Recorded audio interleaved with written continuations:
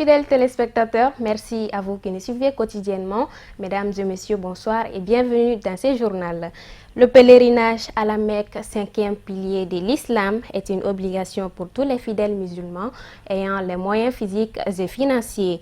Pour le Hajj 2016, les pèlerins de l'agence Chérifula Voyage ont reçu une séance de formation pratique ce mercredi 17 août au siège de l'agence. Un kit leur a été offert permettant d'accomplir un bon pèlerinage. C'était en présence du guide spirituel des Ansar, Seyd Chérif Ousmane Madan Haïdara, Moussa Fomba et Ibrahim Koulibaly.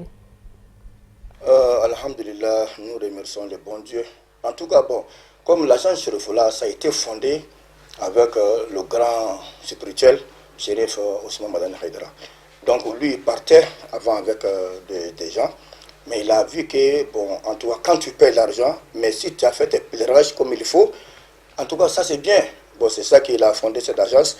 Depuis on a commencé, ça va à peu près des années, parce qu'on dit 83 jusqu'à aujourd'hui, c'est des années. On a commencé avec des petits noms. Et aujourd'hui, en tout cas, ça monte, ça monte. On n'a pas trouvé un dégât ou bien un défaut. Donc, si on va à la Mecque, mais il faut former les gens d'abord. Il ne faut pas prendre l'argent comme ça et puis prendre des gens pour aller à la Mecque. Pour aller les laisser comme ça, libérer comme ça, tout le monde n'a qu'à les faire, ces pèlerinages comme ça, non, c'est pas bien. Ce que le shérif demande, on n'a qu'à faire le pèlerinage comme il faut. C'est ça, on a demandé, tous ceux qui ont venu au shérif là, comme les pèlerins, ils n'ont qu'à venir ce matin, on va faire une formation pratique. C'est ça qu'on a placé Al-Kaaba et Hidri Ismail avec Makam Ibrahim, pour qu'on va faire le pratique. Quand on va faire pratique aujourd'hui, c'est quand tout le monde a fait le pèlerinage, raison pour laquelle nous sommes là ce matin. Je pense que la formation c'est tout à fait nécessaire. Il est nécessaire et primordial pour un pèlerin. Parce qu'il y a souvent un oubli, même des choses que toi-même tu sais, mais si on te fait revenir là-dessus, faire les pratiques, la théorie, c'est un atout pour nos pèlerins. Parce que le pèlerinage, c'est quelque chose que les croyants font. Et souvent, on a les sentiments personnels qu'on doit laisser au profit de ce que Dieu préconise. Donc la formation du début à la fin, c'est quelque chose de très profitable pour leur. Ça les aide beaucoup à accomplir les cultes. Tous les cultes qui sont en Arabie Saoudite, à Médine, à la Mecque, à Mina, à Moudalfa et à Rafah. Donc tout est dit et tout est OK. Il s'agit pour nous de former et d'informer les pèlerins sur les routes du Hajj et les conditions de séjour en Arabie Saoudite et aussi les préparer spirituellement pour qu'ils puissent bien s'acquitter de leurs devoirs de fidèles. Sachant bien que parmi nos pèlerins, nombreux sont ceux qui n'ont jamais voyagé et la plupart sont les personnes âgées. C'est pourquoi cette formation sert de mise à niveau les encadreurs aussi. Nous avons tous suivi les enseignements et les sages conseils du guide Seyd Chérif Ousmane Madan Haïdara. Donc sur ce, je conseille aux pèlerins d'être à l'écoute de leur guide et de suivre leurs instructions. Ils doivent vraiment éviter de sortir seuls sans être accompagnés. Une manifestation à Bamako a été dispersée ce mercredi par les forces de l'ordre. Plusieurs centaines de personnes étaient venues protester contre la comparution du blogueur Mohamed Youssouf Bachili, alias Rasbat, devant le tribunal de la commune 4 à Amdalaï. Le porte-parole du collectif pour la défense de la République CDR et chroniqueur radio a été arrêté le 16 août dernier. Plusieurs feux ont été allumés sur l'avenue Cheikh Zayed. Les manifestants ont jeté des pierres sur les policiers qui, en réponse, ont fait usage de gaz lacrymogène pour disperser la foule. Selon le premier bilan, il y a au moins un mort et plusieurs blessés, dont certains très grièvement.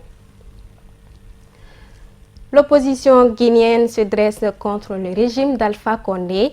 Ce mardi, dans les rues de la capitale Conakry, elle a déployé ses armes pour dénoncer une gestion totalitaire du pouvoir en place. Commentaire Amadou Diarra. C'était une véritable démonstration de force de l'opposition guinéenne dans les rues de la capitale Conakry. Ils étaient plus de 500 000 personnes à battre le pavé, répondant ainsi à l'appel du chef de file de l'opposition, Cellou Dalein Diallo, ayant à ses côtés le chef de l'Union des forces démocratiques de Guinée, UFDG, et deux autres candidats malheureux à la dernière présidentielle, c'était en octobre 2015. Tous unis contre la gestion du régime au pouvoir d'Alpha Condé. Tout au long du cortège, l'on pouvait lire sur des pancartes des propos hostiles à l'actuel gouvernement, mort à la dictature, non à la stigmatisation, à bas l'ethnocentrisme ou encore Alpha démission, Alpha incapable, Alpha ça suffit. Cette manifestation monstre sur 15 km de la banlieue vers le centre-ville jusqu'à l'esplanade du stade du 28 septembre s'était pourtant bien déroulée. Malheureusement, c'est sur le chemin du retour que des heurts ont éclaté entre les manifestants et les forces de l'ordre. Des troubles qui font état d'une douzaine de personnes blessées et d'un jeune homme de 21 ans tué par balle en pleine poitrine par un agent des forces de l'ordre. L'auteur présumé des tirs, un capitaine de la police, a été interpellé et immédiatement mis à la disposition de la direction centrale de la police judiciaire, selon un communiqué du ministère de la Sécurité, tout en exprimant des regrets. L'opposition, quant à elle, entend porter plainte contre X et promet de continuer le combat. Avant de boucler cette édition, voyons à présent ce qui fait l'essentiel de l'actualité hors de nos frontières. En bref et en images, une compilation signée Khadija Kité. En République démocratique du Congo, au Nord Kivu, la population continue de fuir la zone périphérique de Béni dans la nuit de samedi 13 à dimanche 14 août. Selon la société civile, 51 personnes ont été massacrées, la plupart à l'arme blanche. Une tuerie attribuée aux rebelles ougandais des forces démocratiques alliées. Après le numéro 2 de la MONUSCO ce lundi 15 août, une délégation gouvernementale est arrivée ce mardi matin à Béni. Elle s'est rendue à Ouangoma en brousse où s'est déroulée une partie du massacre. Une visite pour faire une évaluation de la situation et essayer de comprendre ce qui est arrivé dans la périphérie de Béni. Les choses se précisent au Gabon à l'approche de la présidentielle du 27 août. Deux ténors de l'opposition, Guy Zumba Dama et Casimir Oimba, retirent leur candidature et appellent à voter Jean Ping contre Ali Bongo. L'accord de l'opposition a été officialisé lors d'un meeting à Libreville. L'ancien président de la Commission africaine se dit prêt à affronter le chef de l'État dans les urnes. Un ralliement solide et certain selon l'entourage de ce dernier et qui fait de lui le principal adversaire d'Ali Bongo à la présidentielle. Car si la Commission électorale a validé au total 14 candidatures, les autres prétendants n'ont pas le poids du président sortant ni de ses trois principaux opposants.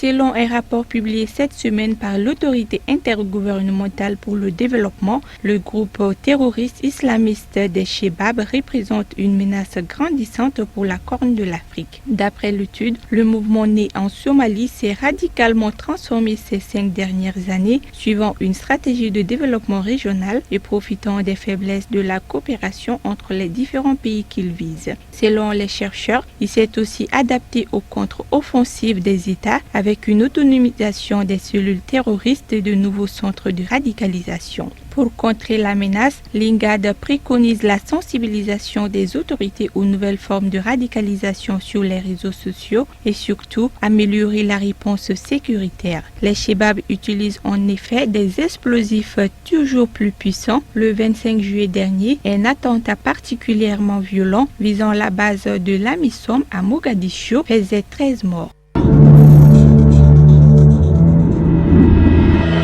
Au Sénégal, le procès très médiatisé d'un agent de la circulation accusé de corruption s'est tenu ce mardi. Fin juillet, l'homme avait été filmé à son insu acceptant un pot de vin de la part de conductrices en infraction. La vidéo filmée de l'intérieur du véhicule et très vite diffusée sur les réseaux sociaux avait choqué les Sénégalais et mené à l'arrestation de l'agent quelques jours plus tard. Le policier qui reconnaît les faits a été présenté à la justice aux côtés de l'une de ses présumées corruptrice. Cette dernière affirme cependant qu'elle n'est pas l'auteur de la vidéo et qu'elle n'a pas participé à sa diffusion.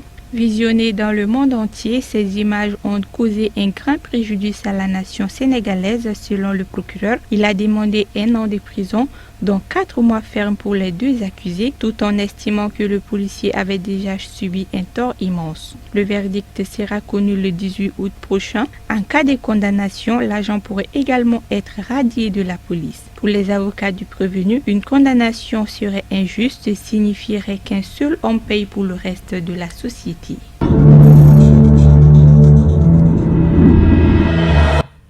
Voilà, c'est donc tout pour ce journal. Merci de l'avoir suivi. Le programme continue sur Chérifla TV. Bonsoir.